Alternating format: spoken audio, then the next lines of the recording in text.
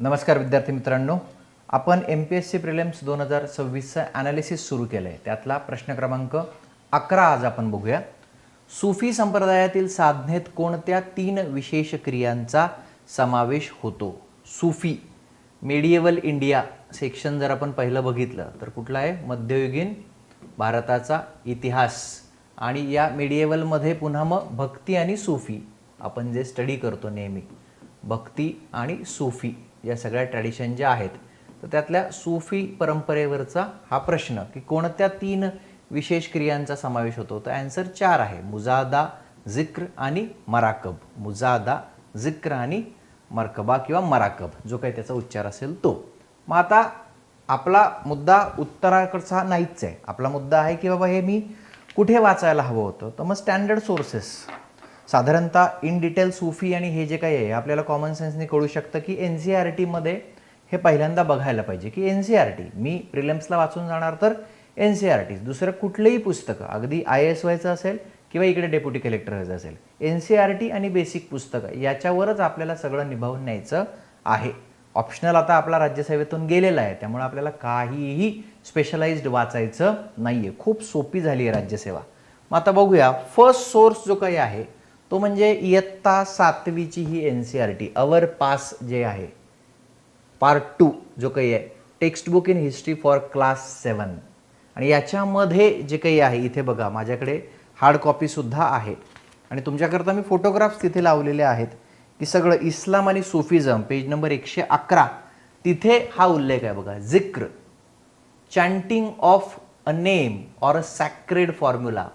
त्यानंतर पुढे जे येतं ते समा, सिंगिंग, राक dancing, discussion on parables, breath control under the guidance of master or पीर, ज्याला आपण म्हणतो पीर. पीर म्हणजे टीचर जे काही आहे. आणि मग तरीका, स्लाइटली डिफरंट मेथड, आणि या सगळ्या संकल्पना ज्या आहेत त्या त्याच्यामध्ये दिलेल्या आहेत. मग इथे फक्त आपल्याला जे मिळतंय ते जिक्र, 7वीच्या NCERT. आणि जिक्र जर तुम्ही बघितलं तर या तिन्ही ठिकाणी कॉमन आहे. म्हणजे याला खूप स्पेशलाइज्ड काहीतरी माहीत असणं गरजेचं आहे.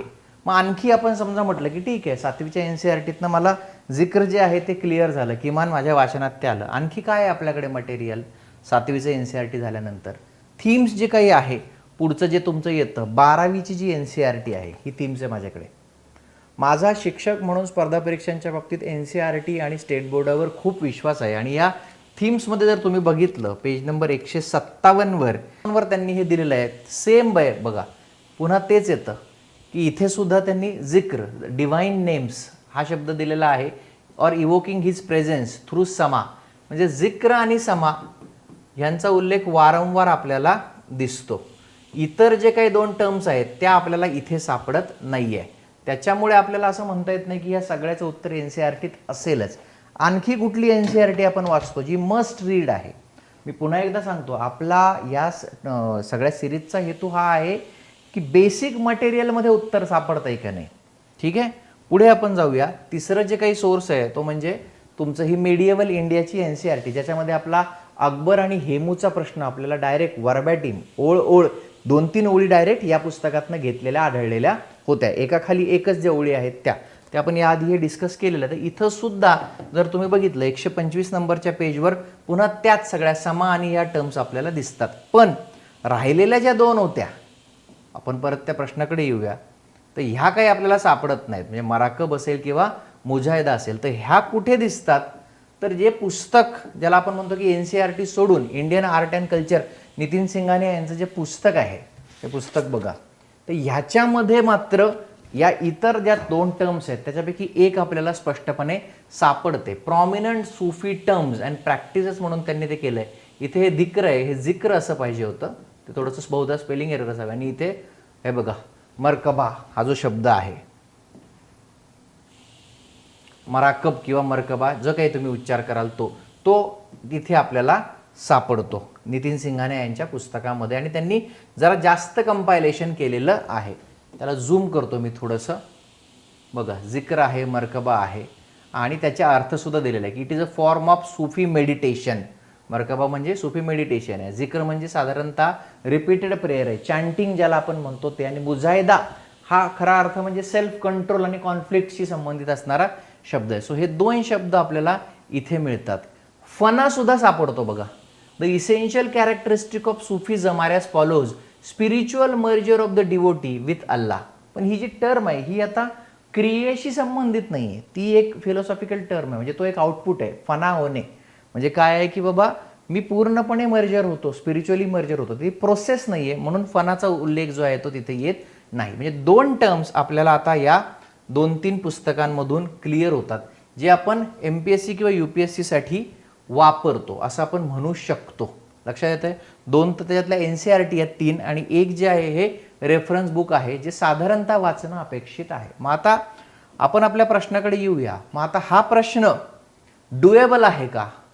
हा करण्याजोगा प्रश्न आहे का? की सर मला हा आलाच पाहिजे असा होता का? तर नाही.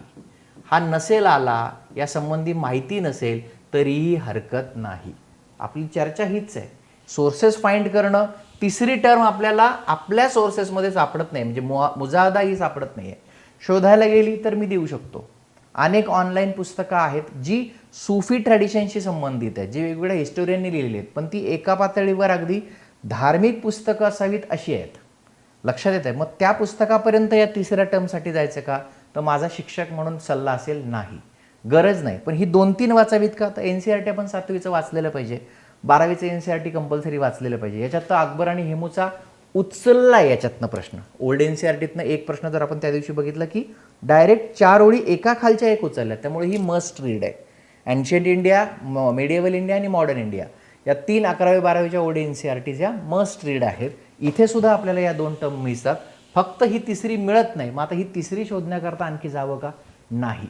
नितीन सिंघानिया यांचं आपण वाचलेलं असलं पाहिजे. प्लस आणखी असा मुद्दा उपस्थित होऊ शकतो, सर मी वाचलंय सिंघानिया, पण मग असं नाही आहे की मी सगळ्या टर्म्स बारीक बारीक माझ्या लक्षातच राहतील. 100% काही हरकत नाही, काहीही प्रॉब्लेम नाही. त्यामुळे हा प्रश्न जर तुम्हाला आला नसेल, तुम्ही पेपरला असाल किंवा तुम्ही हा सोडून दिला असेल तरीही हरकत नाही. इतक्या डिटेलिंग करण्याची गरज नाही. सहज वाचता वाचता तुमच्या कुठल्या मेमरीमध्ये ते राहिलेलं असेल तर ते आलं तर हरकत नाही. पण स्पेसिफिक याच्यासाठी काहीतरी अभ्यास करावा असा हा प्रश्न नव्हता. आणि पुन्हा 98 कट ऑफ आपल्याला तेच सांगतो आहे.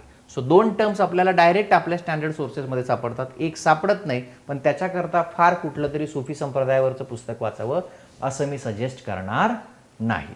प्रश्न हा नाही केला किंवा नसता आला तरी हरकत नव्हती. पुढचा प्रश्न घेऊन आपण लवकर भेटूया. धन्यवाद.